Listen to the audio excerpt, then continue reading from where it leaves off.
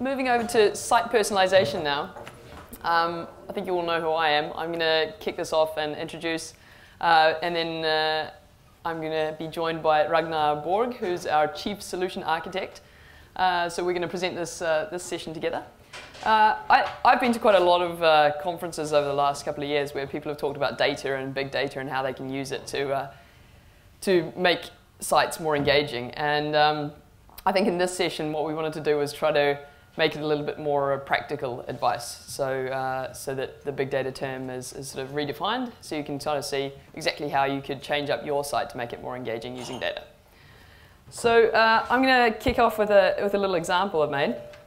So I decided to use time.com for this example. Now, I've been a fan of Time for many, many years. I've been a subscriber for many years. But when I go to their site, just like I go to many media sites, I see a fantastic opportunity to use data to make the site more engaging for me and to earn more revenue for the business. So let's have a look. First of all, when I go to Time, no matter what device I'm on, they should know it's me. And maybe not Lauren Pedersen, blah, blah, blah, but they should know that there's a user profile that should come up and it should recognize that I'm back again. And in this scenario, whether I'm logged in or not, they should know that I'm a subscriber. I've been there for many times, I pay every month, I get a magazine delivered to my door, they should know that it's me. So if we look up the top there, where they're advertising a subscription, I'm going to remove that for now because for me that's irrelevant. They don't need to sell me a subscription, they've already done that successfully. They also don't need to promote their print edition because I had that delivered to my door a few days ago. They should also know that, so I'm going to remove that as irrelevant content too. Now down here you can see that they've locked a few articles. This is premium content, but since I'm a subscriber I have access to those and they should know that, so there's no need for them to lock those articles. They should recognize that I'm a subscriber. So they might want to kind of promote them as premium content and make me aware of the fact that this is value added, but they certainly don't need to lock them, so I'm going to remove those too. So next up, a few weeks ago I was in New York, but by the time I was reading this site, I had already booked my hotel, stayed there and returned to Oslo. So the ad, the retargeting ad for New York hotels, I'm going to remove that from right inside there. I'm a New Zealander living in Oslo. I'm not particularly interested in the US stock market overall. That's just me personally. So up the top there, I'm going to remove the stock quotes up there. Next up, I do secretly like cat videos, like everyone in this room and everyone in the world. But even I would prefer not to watch a cat video, maybe in the open plan office when it's the middle of the day and all of my colleagues are around me. For me, that would be better if I was maybe on the train home on my mobile, or if I was lying on the couch with a tablet or something, right? That would be kind of more appropriate timing for me to watch the cat video. So unfortunately, I'm going to have to say goodbye to the kitty cat as well. Next up, also not interested in US manufacturing. It's just not something I ever read about. So I'm going to get rid of the Last Man of Steel story. I am interested in US politics, but I'd already read the politics story when I was on the way to work on my mobile.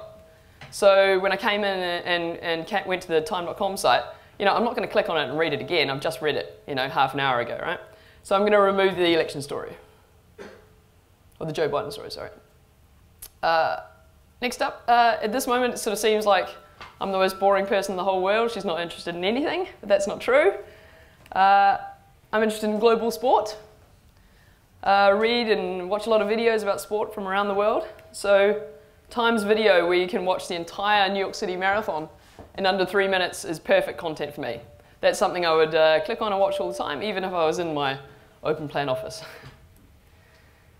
Next up, I'm above average interested in technology, since I work at C-Sense. And I also use an iPhone 6.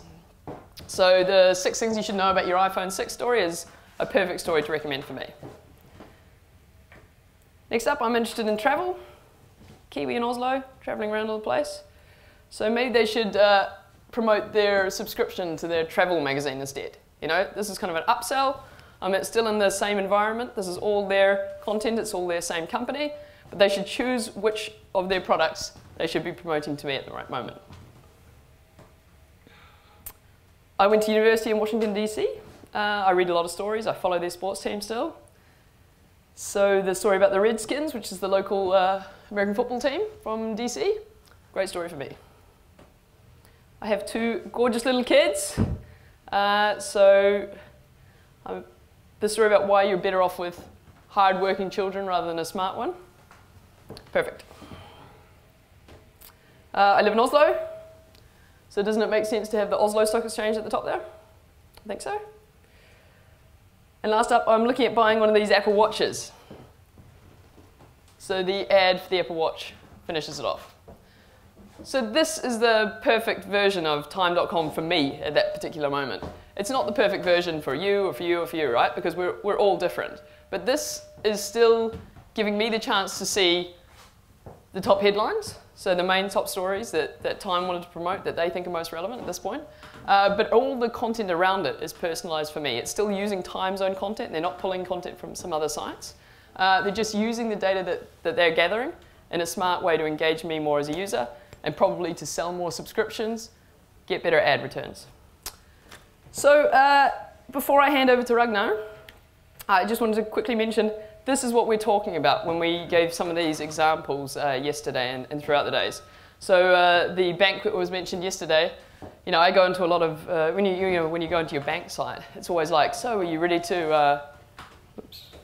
to retire, or do you need a youth saving account, or do you need another credit card? And it's like all these questions, right? But the data kind of tells you that I don't need a youth saver account anymore. And we talked about Winnipeg Free Press. This is exactly what we're talking about when they've started to personalize their site to drive more engagement across devices. Okay? I'll hand over to Ragnar.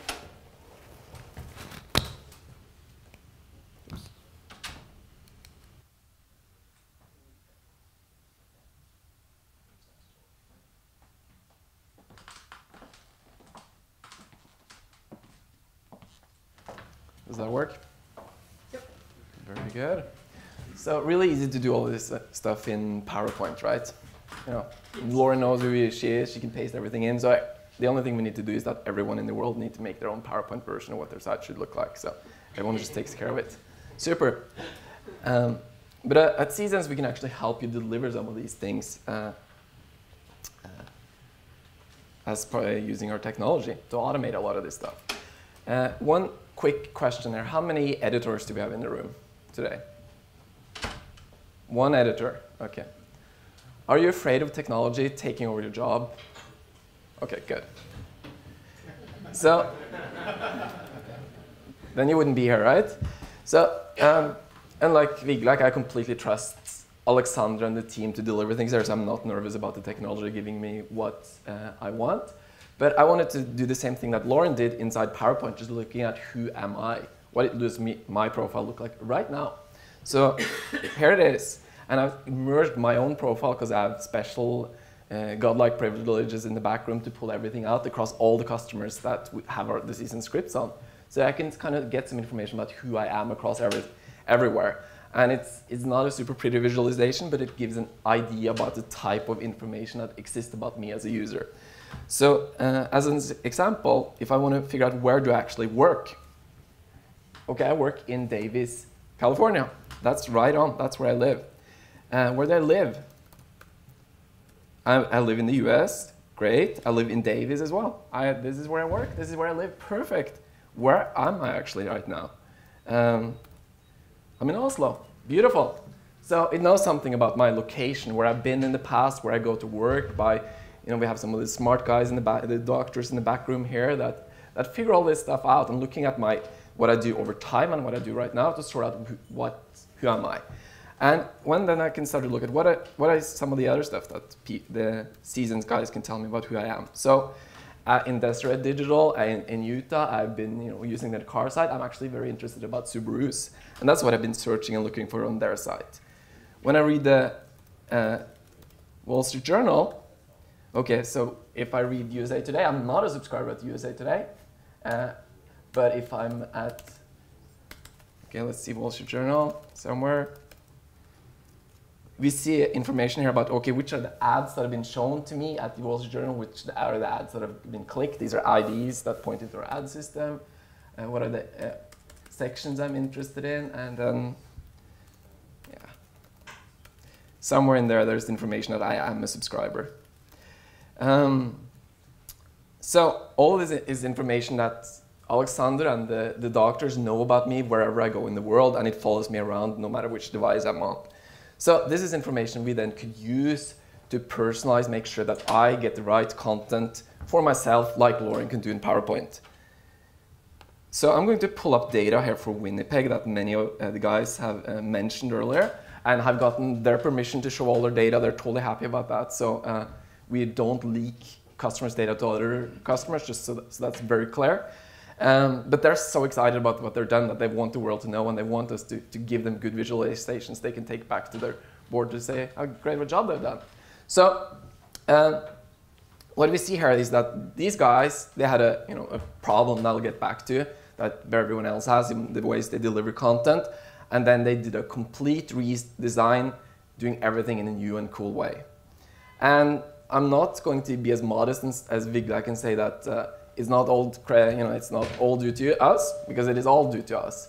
Sure, they redesigned everything and made their site in a new way that will engage the users more. But if they didn't have us to power all the content, they could not have done it that way. And everything we do is like really real time, and we have the benefit of automating things, so we don't need to wait for an editor to do something and to look at these numbers that Vigla showed before they do stuff. We just automatically act on that. So just as a curious, interesting fact there was that we were so real time that we would start to deliver content to users, and they started to click on it before their CMS was able to actually deliver that content. So they had to, you would click on an article and it's like it doesn't exist. So we would have to put in delays in our system and deliver only, couple of minute old articles to make sure that we didn't predict the future, which is pretty cool. So just looking at some of the numbers here, again, these are data over a 1 week period right before, with the old site and right after they switched. So interesting thing that I see a lot of you guys are focused on is the number of page views. So the number of average page views go up. Of course, it's easy to deliver cheap clicks to make sure that you get more page views. Just throw in some women in bikinis and stuff like that, and you get a lot of clicks. But what we also see is that the average number of page views and the average reading time for each of these articles actually also went significantly up at the same time. So when you multiply the average reading time with the average number of page views per user, you get a huge, huge lift in average time spent on site. And that's really what you should optimize for, getting people to read more content on the site. And another thing that's very interesting here as well is that due to the way we get content delivered to the users, people engage much more with the content and they share the content more. So you see you have a great increase in Facebook users there from before and after. And this actually makes these numbers even more impressive, because we know that the Facebook users, they're a very illoyal group of users. So despite the fact that you have a good lift in Facebook users, the numbers even go up even further. So, doing the sales guy math, this is probably a 200% lift in engagement here. You also see the click rate on the homepage has gone significantly up. And something else that I think is super duper exciting as well is these numbers here. So we know that we don't get that second page view out of our readers. How can we try to make that, that's our challenge. How can we get the people to get to that second page view? And you look at here before, the number used with a single page, article page view only, not front page articles. And then you see the number of, how many people had 2 pages, 3 pages, 4 pages, etc. And then you look at the stats afterwards, and you see that the number of people that you were able to convert from getting a second page view is almost tripled. Then looking at something else interesting is that how can we get that social lift and everything, and the way to get that is to get the right content in front of them. You don't just push, again, Vigla talks about look at the stories that are the best ones, try to what can I get up to work well on social, and try to push those high. By just, out of the box, trying to spread out and deliver the content that's interesting to you. So looking from before, where there's a very few number of sections, and you don't need to try to read this because nobody can, but you just look at the number of bars here. We have this many bars, like that's where most of my traffic was, in those specific sections, because those were the very few articles that were pushed, or the section that's pushed heavily to the users. After switching to CSense, you see that the main sections is really spreading out. People are getting exactly what they want in front of them, and they are spreading out and showing their unique interests. So just for reference for the rest of you guys, so Winnipeg is a fairly small city. It's just slightly larger than Oslo, and they have their own NHL team. So, you know, it's something important. So I'm going to do some PowerPointing as well. Except, oh, terrible. Just need to fix up my my resolution. I'm running a build a Windows 10 here, and it's not always that cooperative. Okay. It's not letting me. Let me just.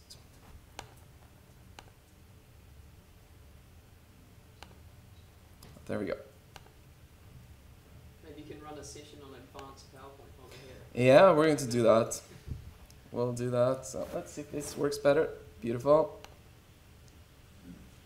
So let me boot up my PowerPoint. And we're going to look at one of the challenge that Winnipeg was facing before they switched over. Okay. Seriously? Yeah, anyone better with the display settings than? I saved. Didn't I save it? Nope. Oh, that was stupid. Apply. Keep. Change. I didn't click that one. Oh. Well, let's. We'll pretend that was a test. Okay. Very good. Oh. So the challenge for Winnipeg was that they were treating all their users exactly the same. Everyone got the same thing. They were treated like sheep. And I mean, for people like Lauren, who's from New Zealand, maybe these are actually individuals and they all have names and stuff like that. But to me, they were just treated all the same. Yeah. Similarly, if you look at the content to deliver, they treated all the content the same and just looked at everything as a URL to be delivered to some person.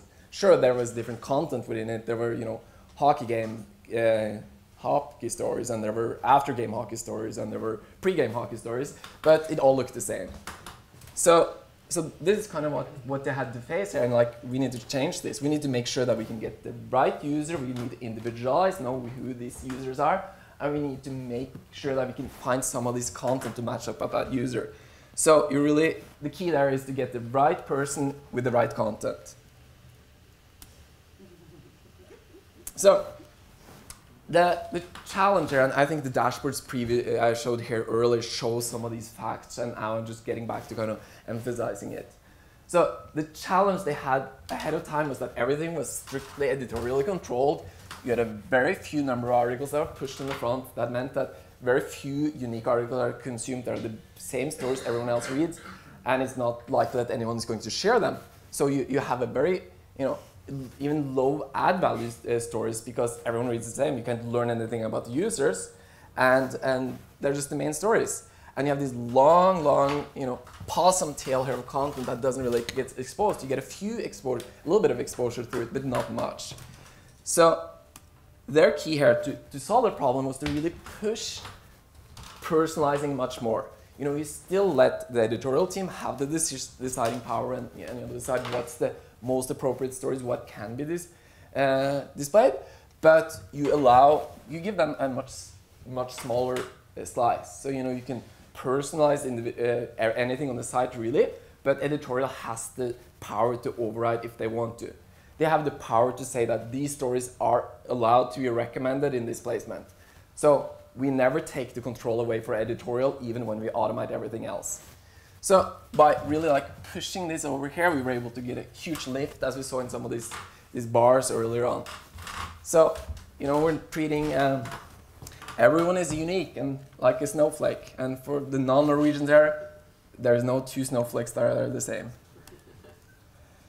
The other benefit that we also looked at earlier that we didn't really think about when we started here, but this personalization and exposing all this, getting people to read what they're interested about and not what the editor thinks they should have been interested about, is that it got a huge social lift as well.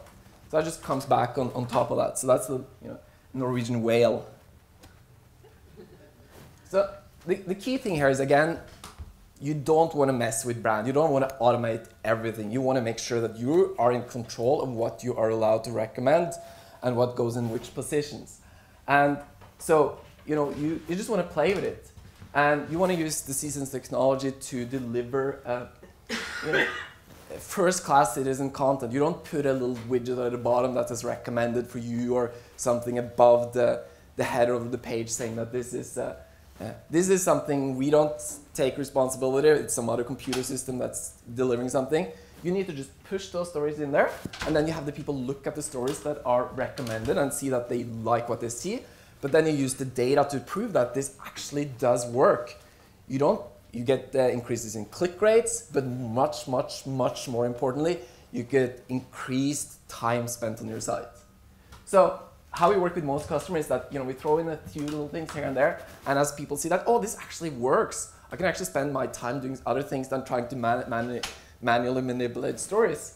So as you start a little bit less coverage, and then gradually it just takes over more and more, and then you get kind of into this situation here where you blend, where you say that, as an example, editorial team says that these are the top 10 stories that are allowed to put in this one top spot.